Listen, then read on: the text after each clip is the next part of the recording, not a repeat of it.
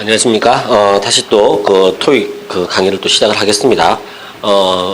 이게 뭐 계속 이제 상황이 호전이 되지가 않아가지고 또 일주일 더 또 연장이 됐는데, 뭐 어떤 강의를 하는 저희들로서도 빨리 이제 여러분들하고 만나서 강의를 해야만이 조금 더 이제 강의가 더 자연스럽게 될 건데, 좀 그런 부분은 좀 아쉬운 부분이 있습니다. 나중에 이제 그 상황이 좋아져서 교실에서 만났을 때 조금 더 이제 자세한 내용을 다시 또 얘기를 해드리겠습니다.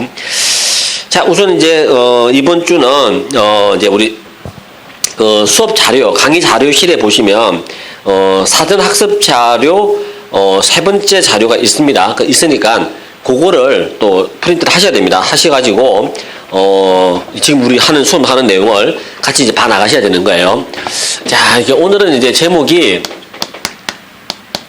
투 부정사를 공부를 하게 될 겁니다. 자, 이게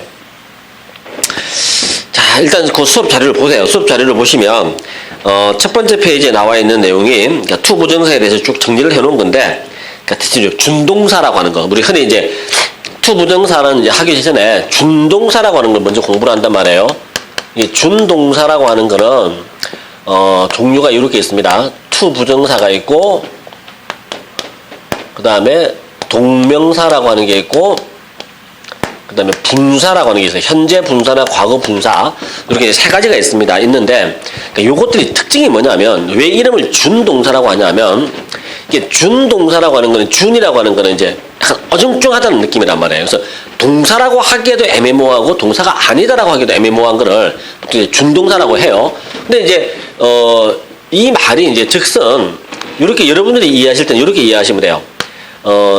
투 부정사 같은 경우에는 요 형태가 투 부정사 형태예요. 그러니까 여러분들이 알고 있는 내용 중에 잘못 알고 있는 게 뭐가 있냐면, 투 부정사는 투 플러스 동사 원형이다라고 하는 거는 게 잘못된 거예요. 그게 아니고 투 플러스 동사 원형 다음에 다시 뒤에 다른 어떤 단어들이 따라 붙어줘야 됩니다. 그러니까 요거를 이제 잘 이해를 하셔야 되는데, 일단 요렇게 박스를 이렇게 묶어놓은 걸 잘 보세요. 박스를 이렇게 크게 묶었을 때는 요거는 품사가 뭐냐면 명사 역할을 하거나 명사 자리에 들어가겠죠. 아니면 형용사 자리에 들어가거나 혹은 부사 자리에 들어가요.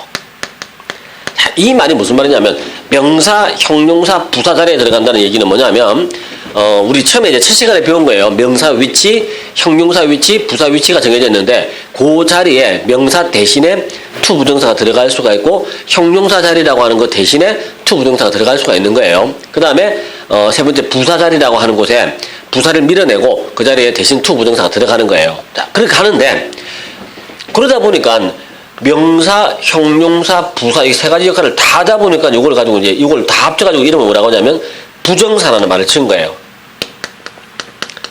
이 부정이라고 하는 게 뭐냐면 품사가 정해져 있지 않다는 얘기예요. 그러니까 문장에서 명사, 형용사, 부사라는 아주 핵심적인 이 세 가지 품사 자리에 다 들어갈 수가 있단 말이에요. 그걸 가지고 이게 투 부정사라는 이름을 붙였다라고 이해를 하시면 됩니다.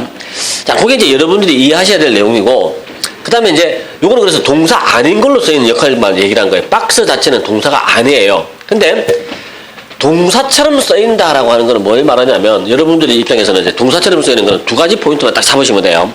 그 두 가지 포인트가 뭐냐면, 요것만 이해를 잘 하시면 돼요. 동사처럼 쓰인다라고 하는 거는 뭘 말하는 거냐면, 이게 to 다음에 이게 만약입니다. 만약에 뭐 be를 썼다 쳐.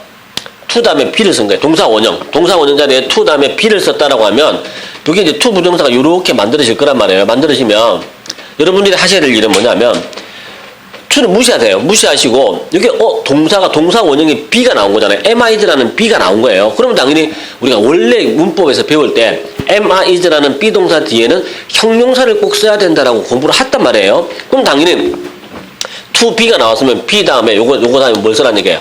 형용사를 꼭 써주란 얘기예요. 마치 동사처럼.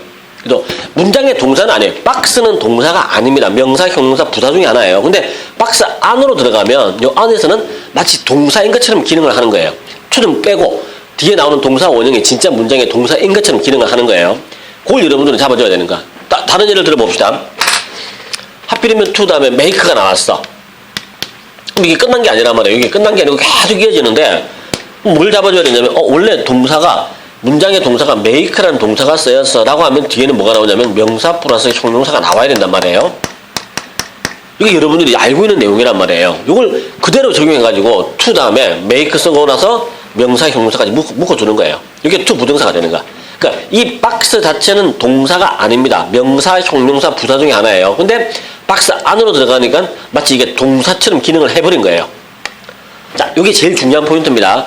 그래서 이거 생각하실 때 어떻게 생각하시면 되냐면 결론은 to 다음에 동사 원형이 나왔어. 동사 원형이 나왔어요. 나왔을 때는 그 다음 자리에 가로가 비어져서 알맞은 형태를 골라라는 문제가 시험에 나왔다 칩시다. 그럼 여러분들이 하셔야 될 일은 이렇게 묶어가지고 어떻게 하면 되냐면 to하고 동사 원형을 탁 자르세요. 잘라가지고 이거를 무시를 해. 소위 말해서 여기서부터 시작하는 걸로 바란 말이에요. 그러면 이제 문장이라고 하는 게 주어를 안 쓰고 동사부터 딱 썼다는 얘기니까 마치 뭐처럼 보면 돼. 명령문이다라고 생각하시고 문제를 쭉 풀어나가시면 되는 거예요. 그게 여러분들이 하셔야 될 일입니다. 그게 이제 동사처럼 쓰일 때 그걸 시험 문제 풀 때 쓰는 방법이 이런 방법을 쓰셔야 되는 거예요.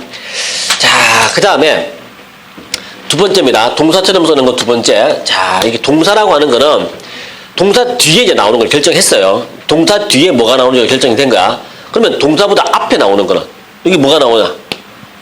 주어가 나와야겠죠.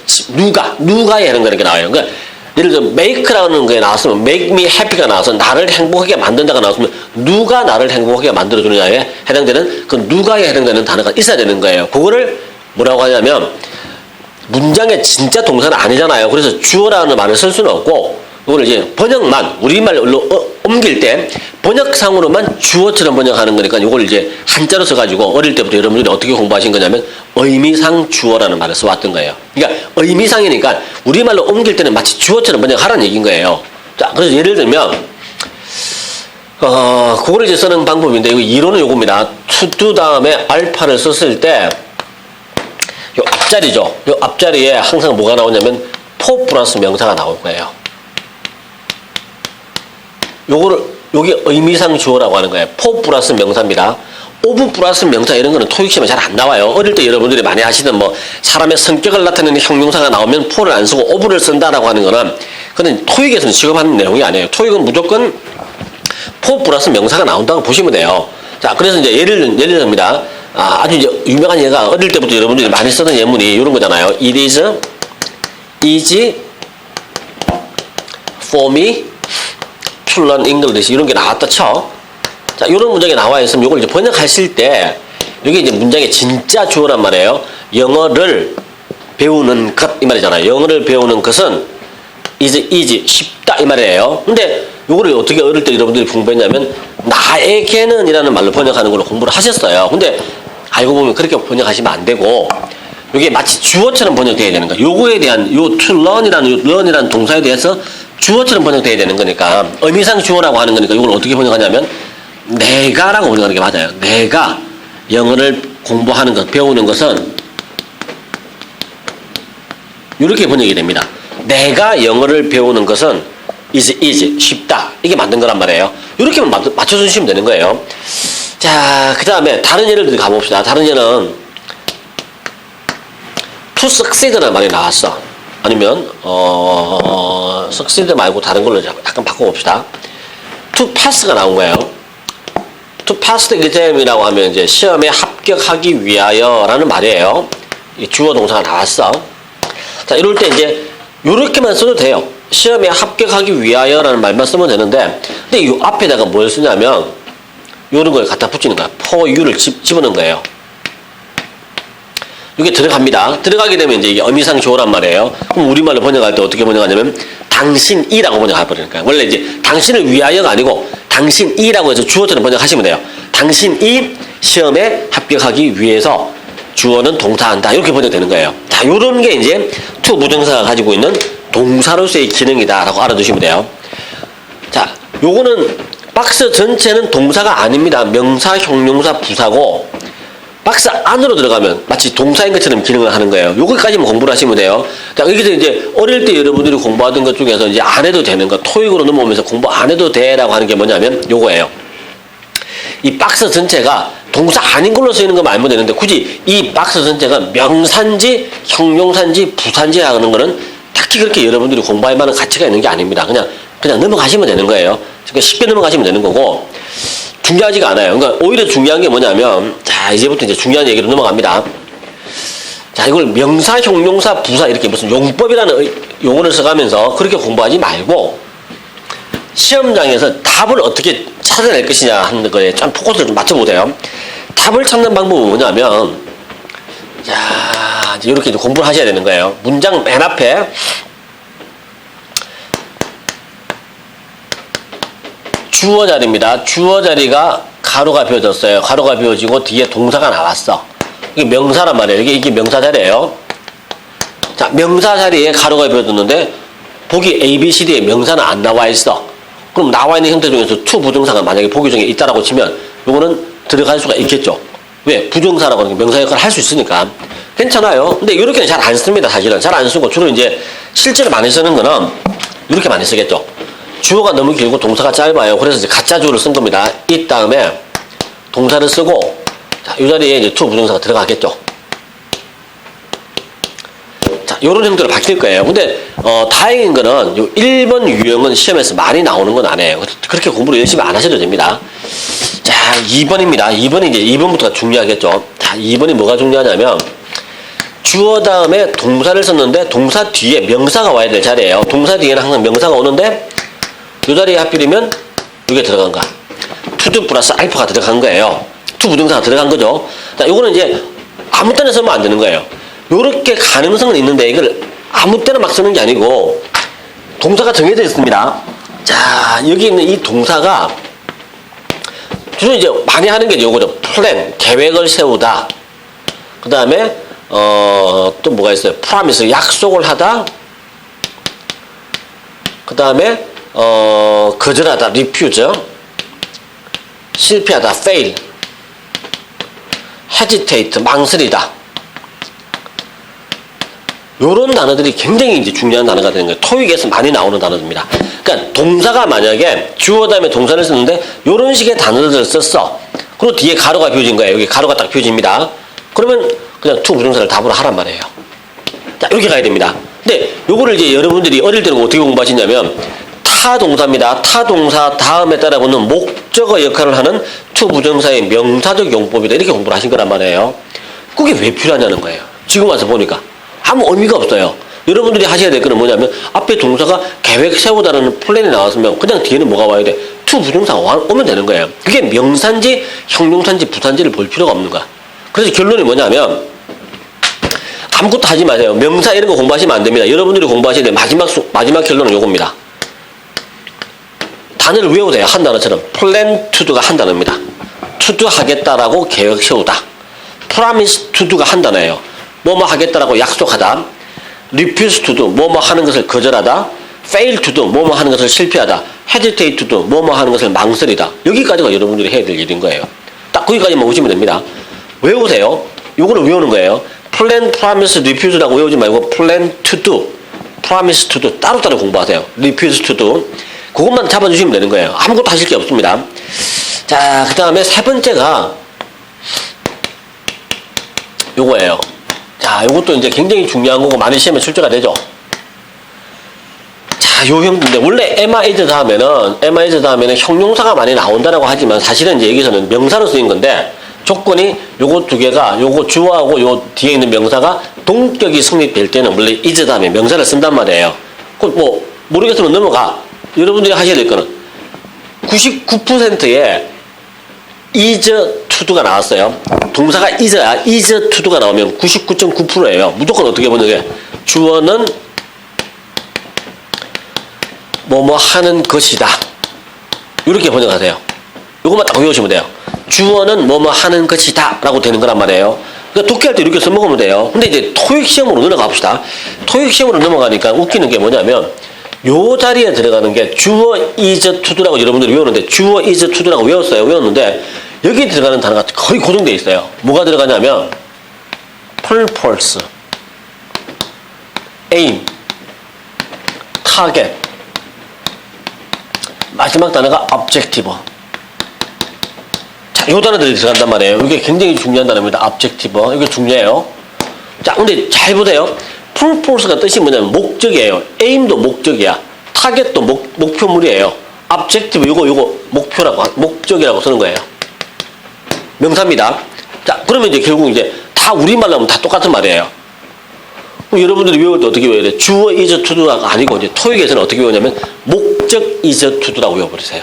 이렇게 딱 외워두시면 두 문제를 풉니다. 왜 두 문제를 푸냐면 시험 문제가 어떻게 나오냐면 이렇게 나와. 여기 딱 가로를 비웁니다. 문장의 주어 자리에 가로를 비웠어. 그리고 뒤에 is to do가 나온 거야. 그러면 가로 속에 들어갈 수 있는 알맞은 명사를 고르는 거야. 다 ABC가 다 명사예요. 그럼 답은 무조건 뭘로 가야 돼? 요 네 단어 중에 딱 한 단어밖에 없을 거야. 그게 답인 거예요. 목적이 무조건 다 들어가야 됩니다. 목적 is to do예요.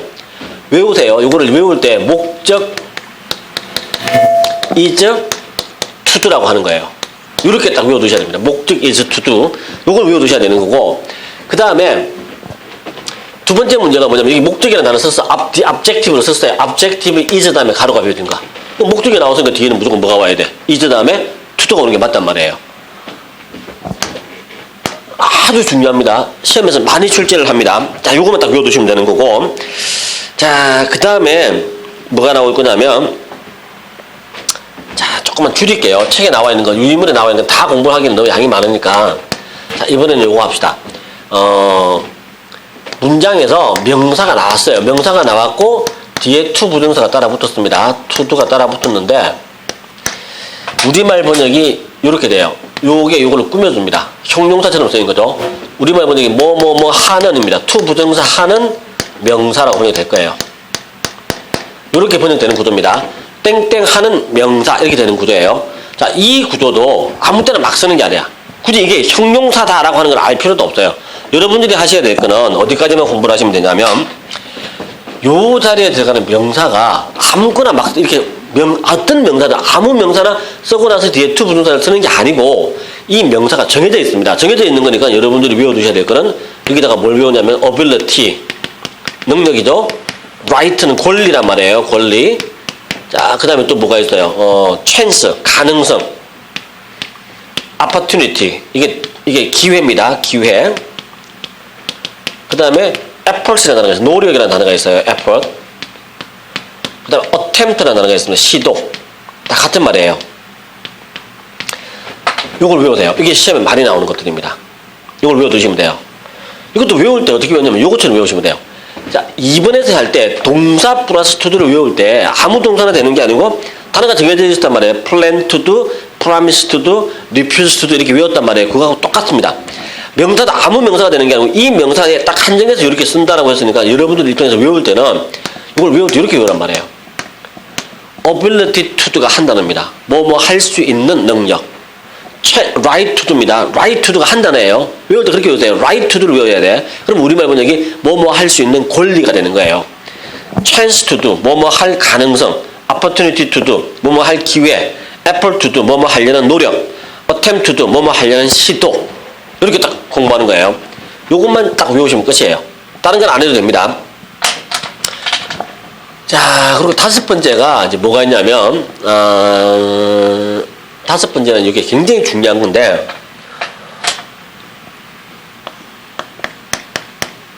자, 이거 말고, 자, 이거는 나중에 합시다. 자, 5번에서는 이걸 한번 해봅시다. 주어 다음에, 자, 이게 동사들이 이제 어떤 동사가 들어가냐면, require, 요구하는 겁니다. 그죠? 요구하는 거, advise, 충고하는 거, expect, 기대하는 거, 그 다음에 encourage, 격려하는 거, 요런 식의 단어들이 들어갔어. 굉장히 유명한 단어들입니다. 자, 이런 아주 유명한 몇 가지 동사가 들어갔을 때, 요것들 다음에 require, advise, expect, encourage 같은 단어들은 뒤에 항상 명사 플러스 to가 꼭 나와야 돼요. 그게 나오도록 정해져 있습니다. 뭐 때문에? 이 동사들이 뒤에 항상 요거를 쓸 거를 요구를 한단 말이에요. 근데 이제 외울 때, 이거 외우라고 했더니만 여러분들이 어떻게 외우냐면, require 다음에는 to가 와야 돼. 이렇게 외운단 말이에요. 그거 아니야. require 다음에 to가 오는 게 아니고, require 다음에는 명사 to가 온 거예요. 이걸 다시 외워야 돼요. 그러니까 보통 이제 이거를 대문자 A를 써가지고 A라고 하는 건데, require A to do가 한 단어인 것처럼 외워두셔야 되는 거야. require A to do. A에게 to do 할 것을 요구하다. advise A to do는요. A에게 to do 하라고 충고하다. expect A to do. A가 투도할 것이라고 기대하는 거죠. encourage A to do. A에게 투도하라고 용기를 주는 거예요. 이걸 외워야 돼요. 굉장히 중요한 겁니다. 이렇게 외워두시면 되는 거고. 자, 그 다음에 6번째가 문장 맨 앞입니다. 문장 맨 앞에 to 부동사가 나왔어요. 컴마가 나옵니다. 이렇게 문장 맨 앞에 to 부동사 나오고 컴마가 나올 거예요. 그리고 뒤에 문장에 주어 동사가 나올 거야. 자, 위치가 부사 자리죠, 그죠? 자, 이렇게 문장 맨 앞에 to 부동사가 나오고 컴마가 나오는 경우에는 이거는 100%입니다. 무조건 번역이 뭐뭐 하기 위하여라고 번역됩니다. 자, 그리고 이제 거꾸로도 어떤 게 있냐면 우리말로 번역을 했는데 문장을 번역해 보니까 빈 곳에 문장의 영어 문장의 빈 곳에 뭐뭐 하기 위하여가 들어가면 딱 좋을 것 같단 말이에요. 그런 경우라면 무조건 to 부동사를 답을 하시면 돼요. 그게 여러분들이 하셔야 될 일인 거고, 이것도 시험에서 많이 출제를 한단 말이에요. 알아두셔야 되는 거고, 이것도 알아두셔야 되는 거고. 자, 그다음에 이제 마지막이 뭐냐면 주어 is likely가 나왔어. 주어 is willing이 나왔습니다. 그 다음에 about이 나오고 ready가 나왔어. 자, 이거 외우셔야 됩니다. 자, 이게 굉장히 유명한 거예요. 이렇게 나왔으면 뒤에는 to 부동사가 나와야 돼요. 외울 때 이렇게 외우세요. is likely to가 한 단어인 것처럼 외워두셔야 됩니다. is likely to가 뭐뭐 할 것 같다예요. is willing to는 기꺼이 뭐뭐 하려고 한다. 이것도 한 단어처럼 길게 외우셔야 되고, 그죠? is about to는 막 뭐뭐 하려고 한다.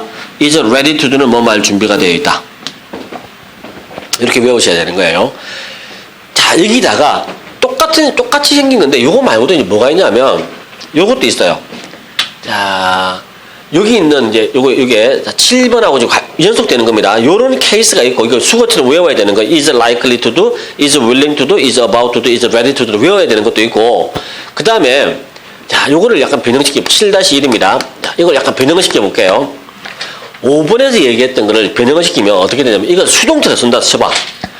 require A to do가 수동태가 된 거예요. 그러면 이 A가 문장 앞으로 나가야 돼. A is required가 되는 거예요. 남아있는 거 그냥 그대로 갖다 붙이는 거 기억나시죠? is required to do. is required to do가 되는 거예요. 자, 이렇게 공부하셔야 됩니다. 자, 시험 문제 벌써 2가지 나왔어요. 뭐가 나오냐면 is 다음에 가로를 비웠어.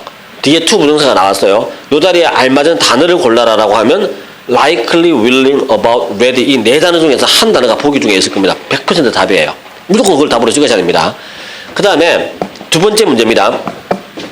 is 가로 to가 나왔는데 이번에는 보기 중에 이런 단어들이 나오는 게 아니고 보기 4가지가 다 ed가 들어가. 동사의 pp형이 나온 거야. required가 답인지 made가 답인지 뭐 kept가 답인지 이런 말 prevent가 답인지 이렇게 나올 거란 말이에요. 다 ed가 들어간 거예요. 자, 그럴 때 is 가로 to do 뒤에 바로 뒤에 to가 따라 붙은 겁니다. 그러면 이 자리에 들어갈 수 있는 알맞은 pp가 뭐냐면 요 단어들의 pp가 들어가야 된다는 거예요. required, advised, expected, encouraged가 들어가야 되는 거예요. 그거를 외워야 되는 거예요. 능동태, 수동태 다 굉장히 중요한 겁니다. 자, 그리고 거기다가 마지막이 뭐까지 있냐면 이것도 굉장히 중요한 거예요. 자, 마지막에 나오는 내용이 이제 이 내용이 나옵니다.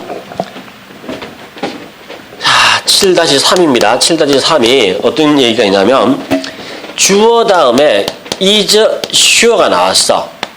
자, 이게 원래 어릴 때 우리가 공부할 때는 be sure 다음에 이게 전치사 over가 들어간단 말이에요. 그 뒤에 명사가 나와야 됩니다. 이렇게 되는 수거처럼 쓰는 구조예요. 이렇게 수거처럼 쓰는 구조에서는 비동사, 형용사, 전치사 플러스 명사 이렇게 나올 때는 요 전치사 플러스 명사 대신에 뭘 써도 되냐면 that 주어 동사를 써도 되고 to 부정사를 써도 됩니다. 이게 포인트예요. 그러니까 be sure of를 쓰든 be sure that을 쓰든 be sure to를 쓰든 그게 하자가 없는 거예요. 웬만하면 이제 to라고 하는 거는 to do라고 외우는 게 훨씬 더 자연스럽습니다. 그렇게만 잡아주시면 돼요. 나중에 우리 문제 풀다가 나올 겁니다. 나중에 문제 풀다가 보면 나오는 게 주어 is hesitant가 나올 거예요. 망설이다가 나올 거예요. 이게 원래 뒤에 about이란 말이에요. 전치사가 is hesitant about이라고 쓰는 건데 이 자리에 about 안 쓰고 뭘 써도 된다는 거예요. is hesitant 다음에 to do를 써도 된다는 거예요. 아니면 주어 is pleased. 자, 기쁘다는 얘기죠. 뒤에 with란 말이에요. 원래는 with예요. be pleased with라고 외운 거야. 근데 이 자리에 with 안 쓰고 뭘 쓸 거라는 얘기야. to 부동사를 바로 쓸 거예요. 그러면 is pleased to도예요. We are pleased to announce입니다. 우리는 발표하기에 대해서 아주 기쁘게 생각한다. 대충 그런 말들이란 말이에요. 그것들만 잡아주시면 되는 거예요. 자, 일단 여기까지가 기본적인 이제 to 부정사의 아주 중요한 포인트들입니다. 다시 한번 정리합시다. 명사적 용법, 형용사적 용법, 부사적 용법 이런 거 이제 안 합니다. 여러분들은 답만 딱 맞추면 되는 거예요. to 부정사가 빈칸 속에 to 부정사가 들어갈 때는 앞 뒤에 단어가 딱 고정되어 있습니다. 고정되어 있는 단어들이나 문장 구조를 보고 아 이게 to 부정사가 들어가는구나를 잡아내셔야 되는 거예요. 자, 일단은 뭐 1차 시는 이 정도까지 해놓고 2차 시에서 우리 이제 이 내용 가지고 문제를 이제 풀어볼 겁니다. 문제 풀 때 이 내용을 잘 기억하고 있는 상태에서 문제 푸시면서 하나하나 적용시켜 나가시면 될 거예요. 자, 일단 2차 시 때 다시 또 뵙겠습니다.